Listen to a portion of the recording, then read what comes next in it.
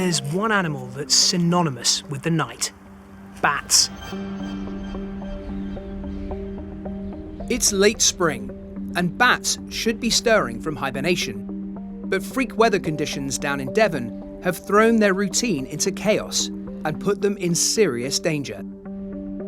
Philipa's heading to a bat hospital at the bottom of a back garden, where bats are recovering from life-threatening injuries.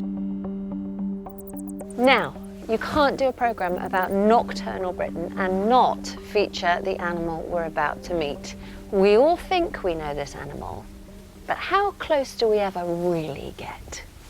Hello. Welcome to the Bat Cave.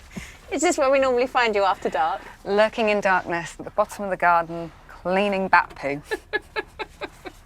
Samantha Pickering is a bat guardian. She dedicates all her spare time to caring for injured bats. And as nocturnal animals, this crucial work has to be done during the night. So Philipa has volunteered to give her a hand. Bat deputy. Excellent. Does that make me Robin? Works for me. At the moment, she's got 44 inpatients, and this long-eared bat is in a lot of trouble. So you've got Holt. Unfortunately, he got caught by a cat and he has got a very big wing tear. So that should be attached to his body. Originally, a bat with an injury like this would be put to sleep because they thought it wouldn't heal. Some vets had tried gluing or stapling or stitching the ends, but it just needs time to heal naturally. This rip looks worrying, but if his wing can mend itself, Holt could learn to fly again and eventually return to the wild. And how long then before Holt goes back out, do you think? He'll need to be in care quite a lot longer and he'll need time stretching out his wing more. Holt still has a long way to go, but Samantha has another patient who, tonight, is about to try and fly again for the first time. It's like always a discovery when we open the folds of the blanket. And who are you? Dan is a long-eared bat who was brought in 3 months ago in a terrible condition. Just look how cute. He's woken up really fast. Right, so put the cloth back over him. Yep. And then he'll just settle again. The fact he's so alert is a great sign that he's ready to take his first big step in the flight pen. I think it's amazing to see them so close. And I think that's part of the joy of making a programme about nocturnal animals. We just don't get to see them normally. It's a big test for Dan. If he shows Samantha he can still fly, then he can go back to the wild. If not, he may never be released. Lindsay is showing that you don't have to travel far to see incredible wildlife. It's often right on our doorsteps.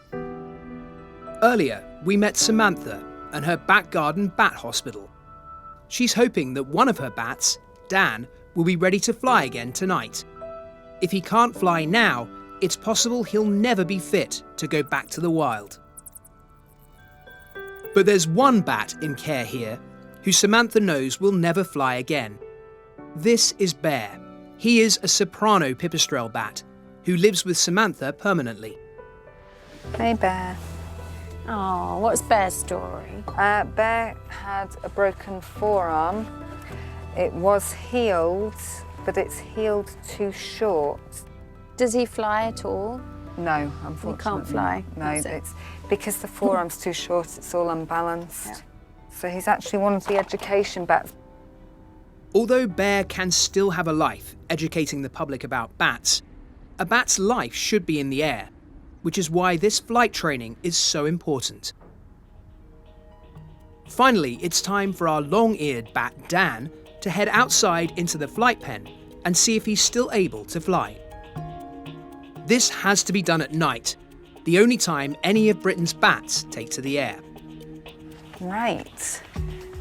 This is your big moment, little boy. Let's see what you can do. Well, this is the flight training area. It is. Oh, I'll shut this door.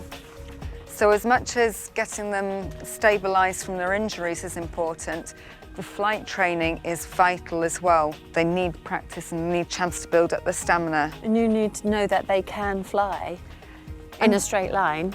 And fly properly. It's been 3 months since Dan last stretched his wings. He's getting excited. He's keen. So He's very keen.